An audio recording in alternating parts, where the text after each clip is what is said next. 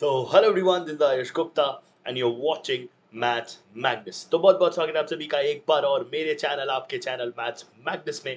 और जी हाँ, मैं ही हूँ आपका मैथ्स मैग्नस। तो चलिए बहुत जल्दी से अपने बारे में कुछ बातें मैं आपको बता देता हूँ। मैं एक एनआईटी कैलिकट ग्रेजुएट हूँ जिसने जेई मेंस को 97.95 परसेंटाइल से क्रैक किया है।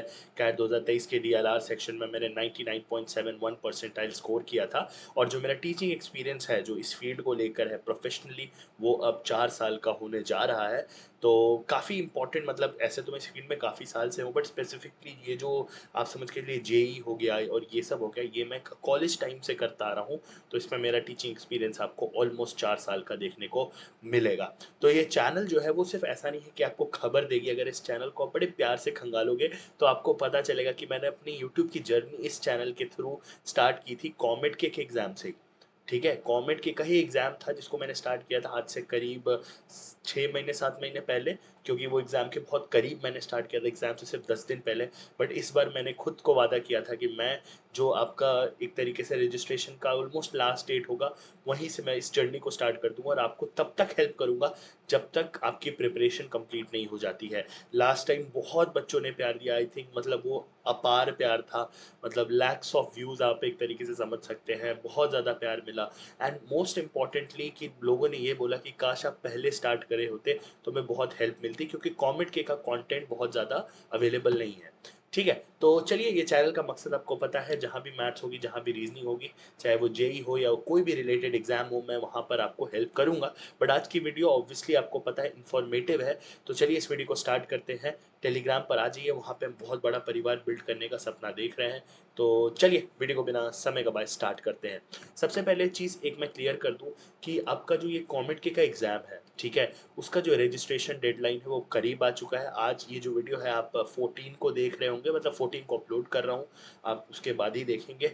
तो 16 जो है वो लास्ट डेट है दिन के 12 बजे। हाउएवर मुझे ऐसा फील होता है वो 20 तारीख के आसपास तक शिफ्ट हो सकता है। तो हो जाता है, वैसे तो होना चाहिए, बट इन केस नहीं होता है तो 16 तारीख के दिन तक देखिए, आप उसका वेट मत करिए कि शिफ्ट होगा नहीं होगा।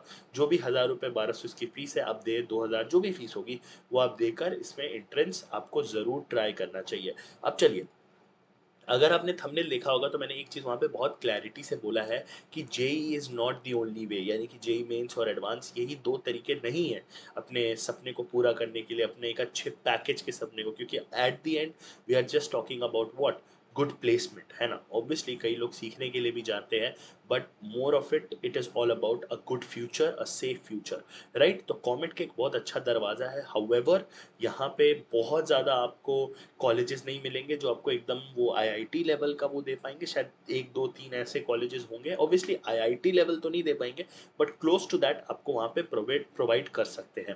पहली बात समझते हैं कॉमेट के क्या है। तो कॉमेट के का जो फुल फॉर्म होता है वो होता है consortium of medical engineering and dental colleges of Karnataka under graduate entrance test, UGET का फुल फॉर्म है वो तो।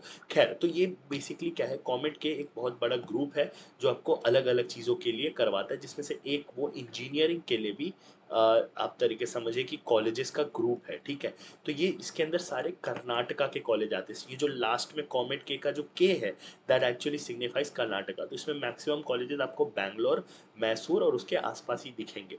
तो ये जो कॉलेज है, आप यहाँ पे जो फोटो देख रहे हैं वो है आरवी कॉलेज ऑफ इंजीनियरिंग, जिसको आरवीसीई भी बोलते हैं, जो कि basically one of the best colleges है। किसका? इस पूरे कॉमेट के का इसके अंदर आने वाला बेस्ट कॉलेज है ये, not only in terms of placement but overall भी जो उसके एकेडमिक्स है, प्रोफेसर्स है, वो आपको यहाँ पर बेस्ट देखने को मिलेंगे। तो आइए जल्दी से इस चीज़ को समझते हैं। तो ये एग्ज़ाम जो होता है वो अलग से कर्नाटका के थ्रू कराया जाता है। वैसे आप इसको कंट्री के किसी भी पार्ट में बैठ के दे सकते हैं। This is actually a computer based test और नेशनल लेवल टेस्ट है। तो ऐसा नहीं है कि स्टेट लेवल है कि सिर्फ कर्नाटका वाले दे सकते हैं, कोई भी दे सकता है। ठीक है, जिसके अंदर आपके 150 से 200 प्राइवेट इंजीनियरिंग कॉलेजेस आते हैं। अब कॉलेजेस तो 150-200 आते हैं, बट ऑब्वियसली सब तो अच्छे नहीं है यार। आईआईटीज़ में ही बहुत सारे अच्छे नहीं हैं, है ना। ऊपर के आप 7 8 10 10 भी बहुत ज़्यादा बोले मैंने, 6 7 8 ले लो, उसके बाद तो हालत ख़राब है ना। सेम गोज़ फॉर एनआईटीज़ भी, है ना। मैं खुद एनआईटी कैलिकट एस्पिरेंट हूँ, एनआईटी कैलिकट सॉरी, वो पास आउट हुआ एनआईटी कैलिकट से ही मैंने अपना ग्रेजुएशन करा है। तो भैया, मेरे कॉलेज के बाद एक दो कॉलेज, तीन कॉलेज और अच्छे हैं, उसके बाद जो टॉप 8 के बाद के एनआईटीज़ हैं उनकी हालत भी काफ़ी खास नहीं है, है ना। तो ये चीज़ होती है कॉमेट के बारे में। अच्छा, अब इसके की डिटेल्स बता देता हूँ मैं आपको। ठीक है, तो की डिटेल्स ऑब्वियसली एक कंप्यूटर बेस्ड टेस्ट है, पूरा सीबीटी में कराया जाने वाला एक टेस्ट है ये आपको।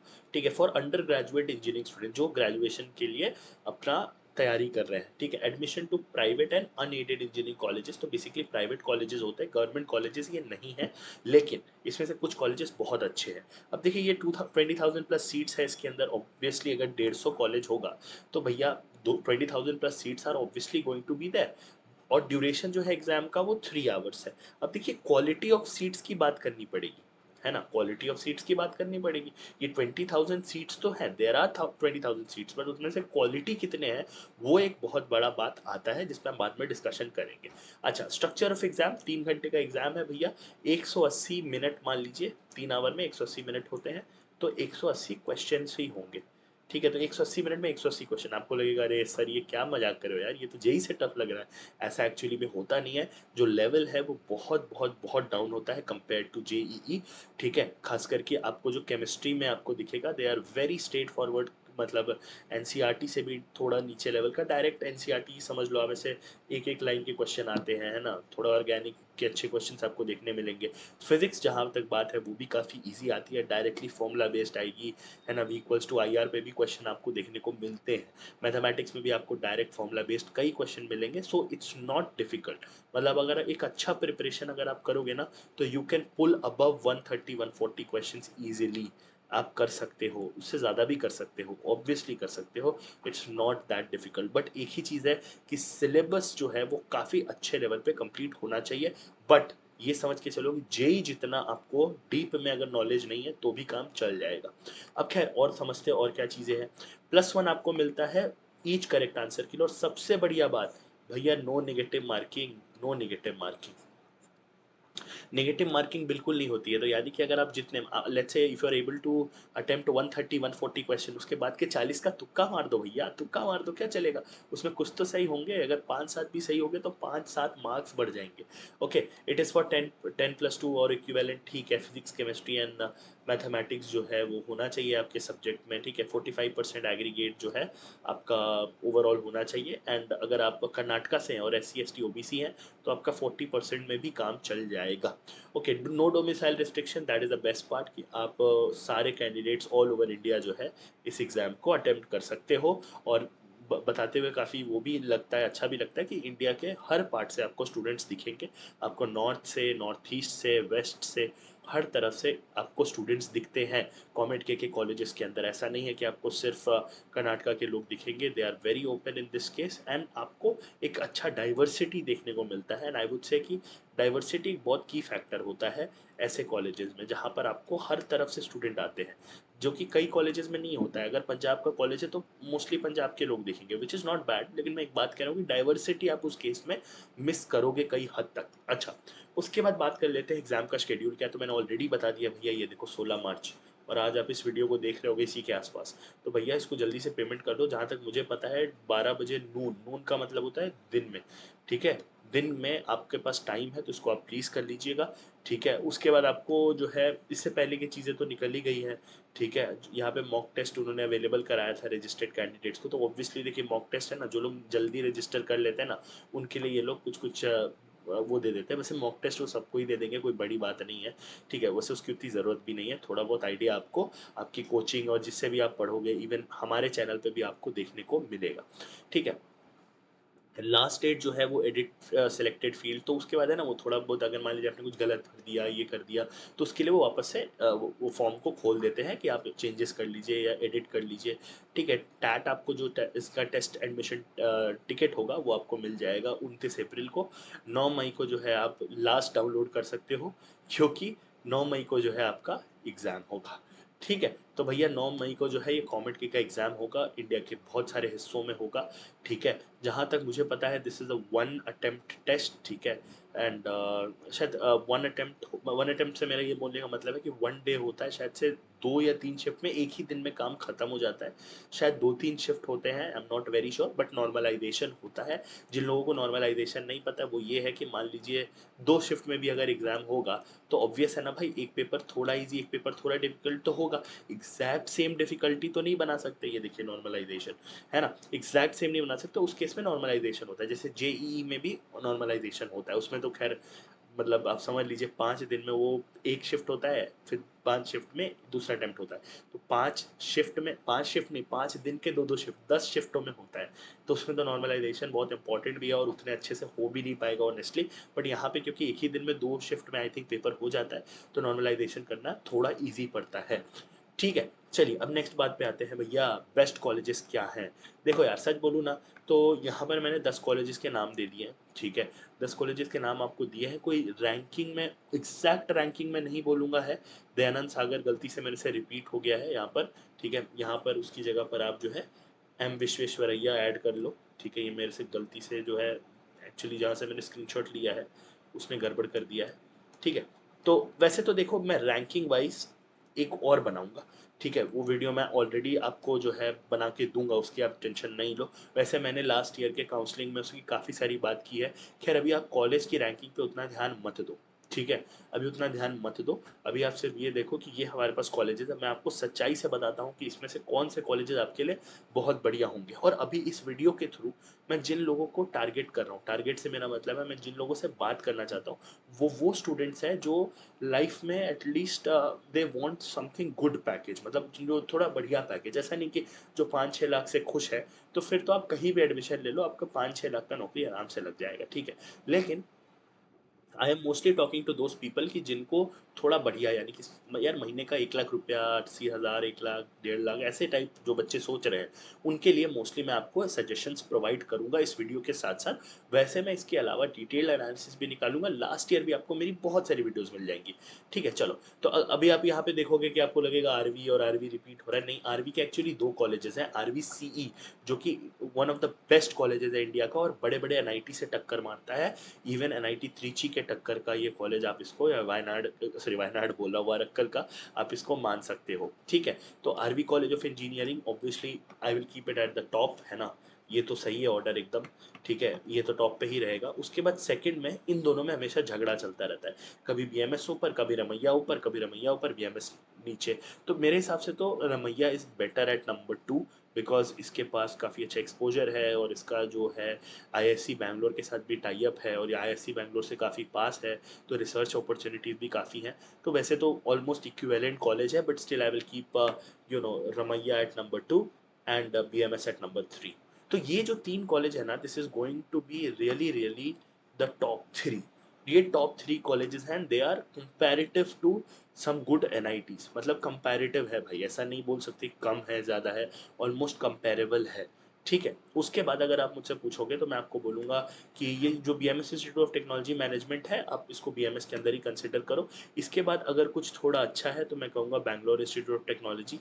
आई थिंक ये लिस्ट में चीज़ें रिपीट हो गई हैं। खैर इसको मैं 4th नंबर पे रखूँगा। फिर आपका विश्वेश्वरैया है, इसको मैं 5th पे रख सकता हूँ, नहीं तो नीति मीनाक्षी है, किसी को भी आप रख सकते हो। एग्जैक्ट मैं अभी ऑर्डर नहीं करूँगा क्योंकि ऑर्डर के लिए मैं इस साल का भी प्लेसमेंट स्टैट्स देखना चाहता हूँ। लेकिन मेरा कहने का क्या मतलब है, मेरा कहने का जैसा मैंने बोला, मैं कह रहा हूँ कि आपका जो असली टारगेट होना चाहिए ना, वो ये 3 टॉप कॉलेजेस होना चाहिए। अब आप कहोगे सर 3 टॉप कॉलेजेस बस, उसके लिए एग्ज़ाम दे दे? बिल्कुल दे दो, दे दो। और इसका रीज़न मैं बताऊंगा क्यों देना है। देखो पहली बात तो इनका जो प्लेसमेंट है, ठीक है, जो प्लेसमेंट है आप अगर देखोगे तो आरवीसी का जो सीएससी एंड रिलेटेड की बात हो रही है। देखो सबसे पहली बात, अगर आप कॉमेट के थ्रू किसी कॉलेज में जा रहे हो तो आप ये सपना लेके तो नहीं जाओगे कि मैं मैकेनिकल और केमिकल पढ़ूंगा। ऑब्वियसली ये तो लेके नहीं जाओगे ना, आप कोई आईआईटी एनआईटी में नहीं हो। You are going into a private college. तो प्राइवेट कॉलेज में अगर आपका सपना है कि मुझे मैकेनिकल केमिकल करना है तो प्राइवेट कॉलेज का मत सोचो।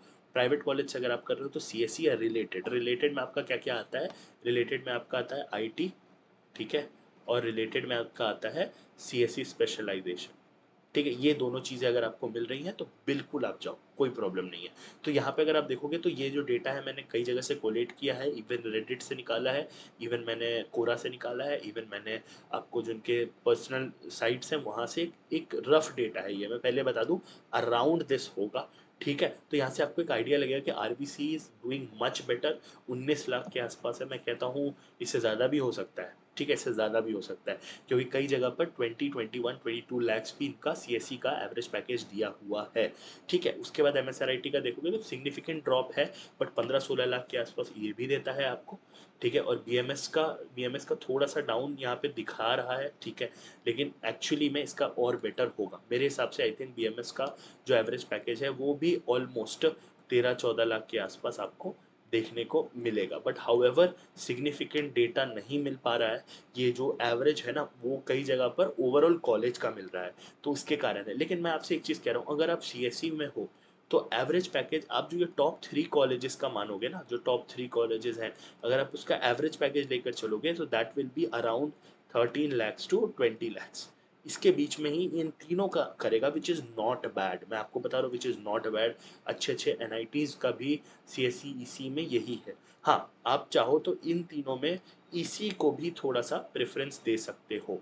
एट लास्ट ये 3 चीज़ों को आप प्रेफरेंस दे सकते हो। आप ये मान के चलो इन तीनों का आपको इसी रेंज में देखने को मिलेगा, कंसीडरिंग ईसीई एज वेल।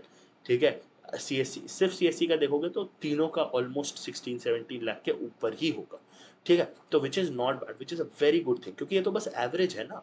इसके बाद आप कितना ले पाते हो, आप चाहो तो 30 लाख का ले लो यार, कौन रोक रहा है आपको, नो बडी स्टॉपिंग यू। ठीक है, चलो अब कुछ बात कर लेते हैं रैंक वर्सेस कॉलेज का। देखो यार, लास्ट ईयर 2025 में 1,13,000 लोगों ने दिया था, तो आप सोच लो कितना कंपटीशन कम है।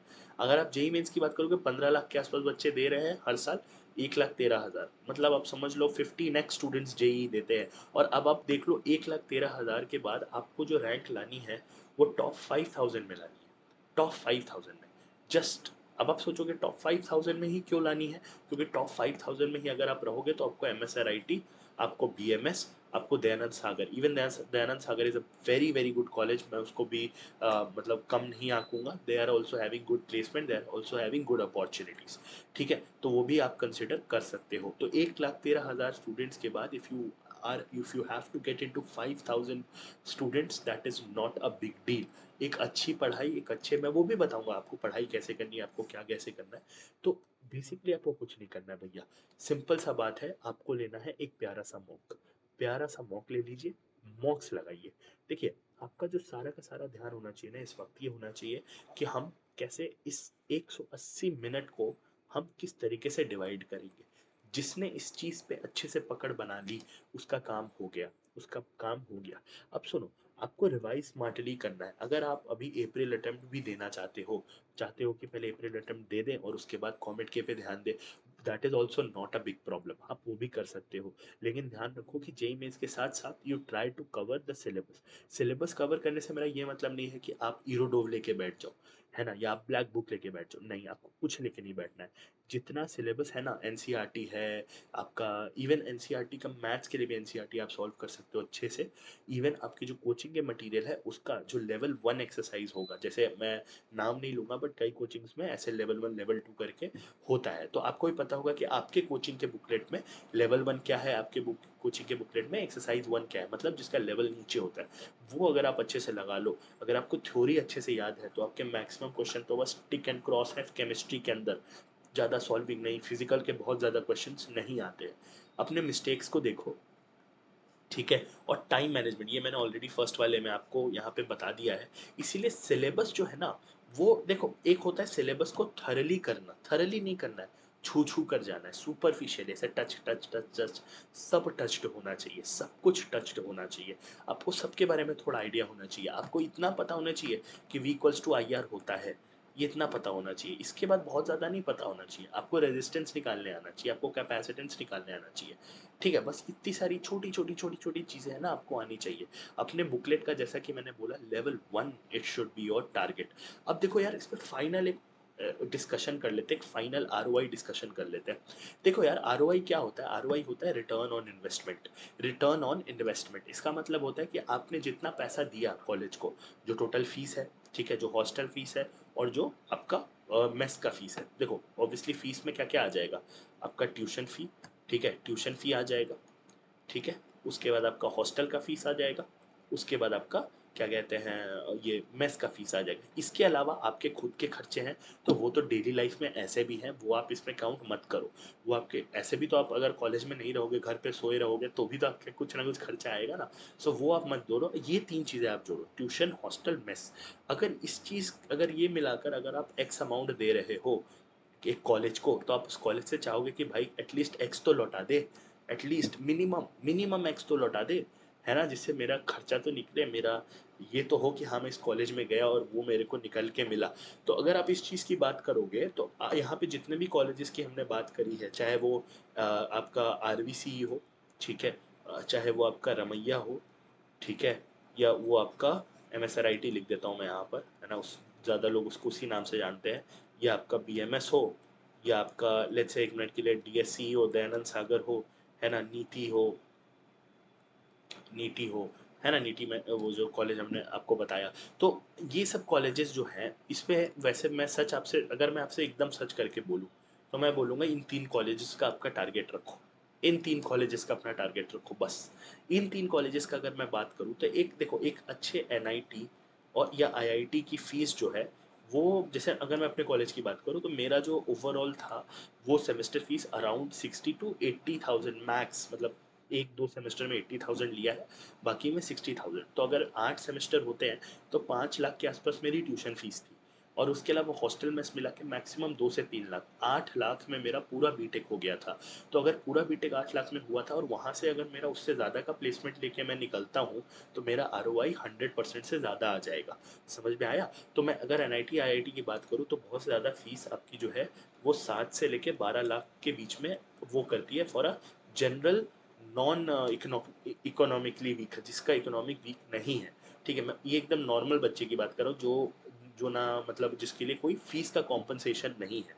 कई लोगों को फीस का कॉम्पनसेशन होता है, जैसे जो इकोनॉमिकली वीकर होते हैं, जो एससी एसटी में आते हैं, उन लोगों के लिए, जो ओबीसी में आते हैं, उन लोगों के लिए ऑलरेडी फीस कम होती है, but I am talking about general students, ठीक है। तो भैया अगर जनरल की बात करोगे, तो 7 से 12 लाख के आसपास आपका एनआईटी आईआईटी में होता है। तो आप तो यही सोचोगे कि भाई एटलीस्ट मैं यहाँ से निकलूँ तो 12 लाख से ज़्यादा लेकर निकलूँ, that should be your idea, है कि नहीं? तो यही चीज़ आप इन तीनों से भी एक्सपेक्ट कर सकते हो। हाउएवर, यहाँ पर अगर आरओआई की बात करें, तो यहाँ पर सब मिला जुला के ये जो कॉमेट के, मैं यहाँ पे लिख देता हूँ, कॉमेट के टॉप 3 कॉलेजेस, इसका जो आप एवरेज सब कुछ मिला के अगर खर्चा बोलोगे, ठीक है, सब कुछ मिला के, मैं आपको एक रफ एस्टिमेट दे देता हूँ। यहाँ पर जो फीस आती है ना आपकी, वो अराउंड 4 लाख के आसपास आती है एक साल की। सुनना ध्यान से, 4 लाख के आसपास एक साल की। तो 4 साल की 16 लाख हो गई। उसके ऊपर आपका खर्चा है, हॉस्टल है, मतलब जो भी है, हॉस्टल है, मेस है। मैं आपका पर्सनल खर्चा नहीं जोड़ रहा हूँ, हॉस्टल और मेस का अगर जोड़ लूँ, मैं कहता हूँ ज़्यादा नहीं जोड़ता हूँ, मैं कहता हूँ 20 लाख के आसपास आएगा, है ना, 20 लाख के आसपास आपका खर्चा आएगा 4 साल का। तो क्या आप चाहोगे ना कि भाई 20 लाख के बदले मुझे ये तीनों कॉलेजेस में से मुझे एटलीस्ट यार 15-20 लाख तो वापस करे पर ईयर, है ना? ये तो आप चाहोगे ना, और ये तीन कॉलेज उसका दमखम रखते हैं। तो अगर ये हम मान के चले कि भाई आरबीसी, एमएसआरआईटी और बीएमएस, यानी कि अगर आपको इनमें एडमिशन चाहिए, तो आपको 5,000 रैंक नहीं, ऑलमोस्ट 2,000 रैंक के नीचे ही अपना दारोमदार रखना पड़ेगा, अपना हक रखना पड़ेगा, अपना हिस्सा, अपना जो जोर है वो लगाना पड़ेगा। 2000 रैंक के नीचे अगर आप स्कोर कर सकते हो, which is not a big deal, I am saying that again and again, मैं बार बार कह रहा हूँ, लाया जा सकता है। सिंपल मेहनत, एकदम क्वालिटी मेहनत कर लोगे ना, हो जाएगा। तो 2000 रैंक के अगर नीचे आप अपनी रैंक रख सकते हो, will get a top tier college with a top tier rank. और अगर आप आरबीसीई के लिए स्पेशली जाना चाहते हो, स्पेशली इसके लिए जाना चाहते हो, तो अपनी रैंक को 500 के आसपास रखो, या उससे नीचे रखो।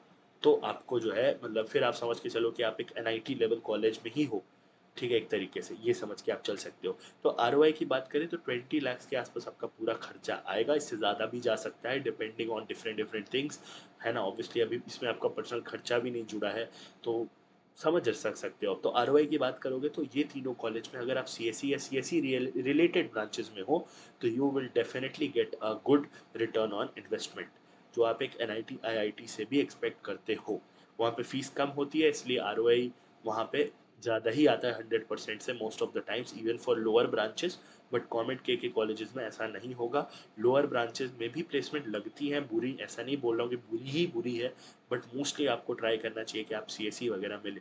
अगर आपका सीएससी में बिल्कुल इंटरेस्ट नहीं है तो आपका पूरा का पूरा ध्यान, अगर आप कोर में जाना चाहते हैं, कोर का मतलब मैकेनिकल, केमिकल, प्रोडक्शन, ये सब में जाना चाहते हैं, तो आपका पूरा का पूरा ध्यान किस में होना चाहिए, एक अच्छे आईआईटी या एनआईटी को क्रैक करने में। That is what I can say. या बिट्सैट के थ्रू आप बिट्स पिलानी में एडमिशन लेने का पूरा पूरा कोशिश करें। एट मैक्स अगर आपको बहुत ज़्यादा मन है कि मैं गवर्नमेंट के से ही पढ़ूँ, तो आरवीसी के थ्रू आप, मैक्सिमम बोल रहा हूँ, मैकेनिकल या केमिकल अगर आप करना चाहते हैं तो आरवी को ही अपना टारगेट रखें। ठीक है, तो ये था यार पूरा वीडियो। आई होप बहुत डिटेल में मैंने बताया है।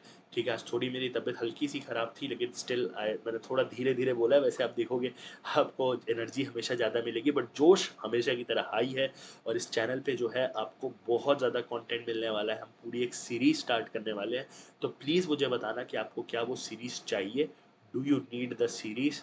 क्या आप उस सीरीज़ से को अच्छे से फॉलो करोगे, ए टू जेड फॉलो करोगे? अगर हाँ, तो प्लीज़ कमेंट सेक्शन में मुझे ज़रूर बताना। एंड उस सीरीज़ पे हम काम करेंगे और आपको एंड टू एंड हेल्प देंगे। बाकी कमेंट करके प्लीज़ वही चीज़ कि do you want the series, ठीक है, इस पूरे कमेंट के पे। और सेकेंडली आप क्या हेल्प चाहते हो, ठीक है, जो भी हेल्प आपको चाहिए होगी, जो भी सपोर्ट चाहिए होगा, हम आपको देंगे। तहे दिल से आप लोगों का बहुत बहुत शुक्रिया। टेलीग्राम पे आ जाना, लिंक जो है वो डिस्क्रिप्शन में है, कमेंट बॉक्स में है। बाकी प्यार के तरीके आपको पता ही है, मैं कभी बोलता नहीं हूँ और आज भी नहीं बोलूँगा। मिलते हैं एक और नई वीडियो में एक और नए टॉपिक के साथ। Till then take care, bye bye.